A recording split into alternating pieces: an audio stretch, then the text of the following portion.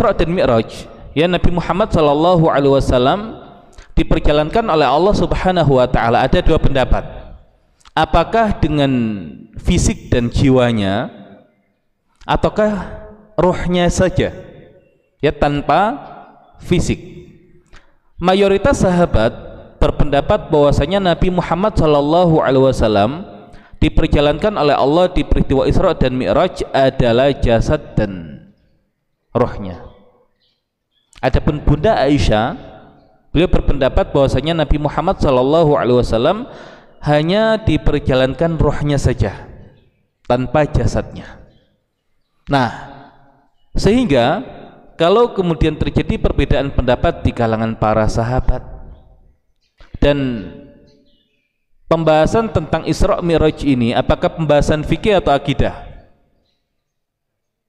Akidah, ya, keyakinan.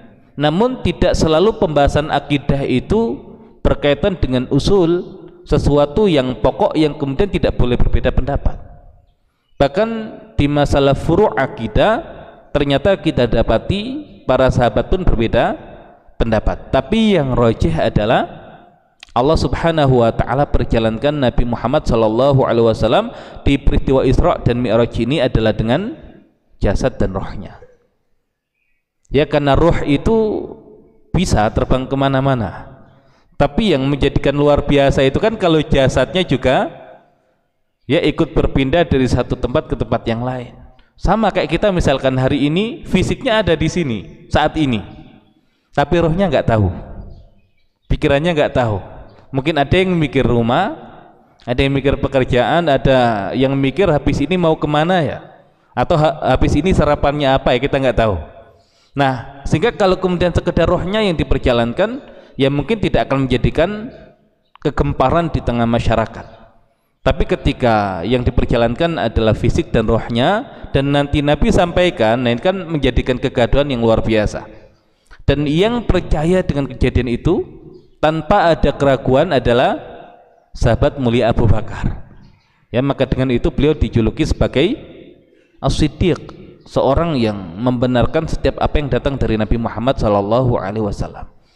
Nah, cuman begini, saya pernah diskusi membahas, ya, tentang Isra, ya, Isra'nya Nabi Muhammad sallallahu alaihi wasallam dan Mi'rajnya ini dengan salah satu ketua DKM yang ada di Depok.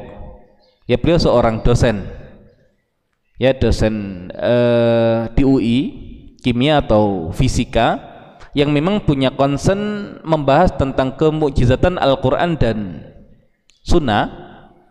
Nah, beliau menjelaskan kalau seandainya Isra dan Mi'raj ini kan dijelaskan Nabi ditemani oleh Jibril, ya, dengan kendaraan yang disebut dengan, ya, buraq.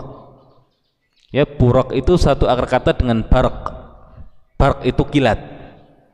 Ya, dimana dikatakan buraq itu lompatannya itu, ya, sejauh mata memandang. Jadi kalau kita kan, ya, lompatannya ya sesuai dengan, ya, besaran langkah kita, tapi kalau buraq itu seperti itu.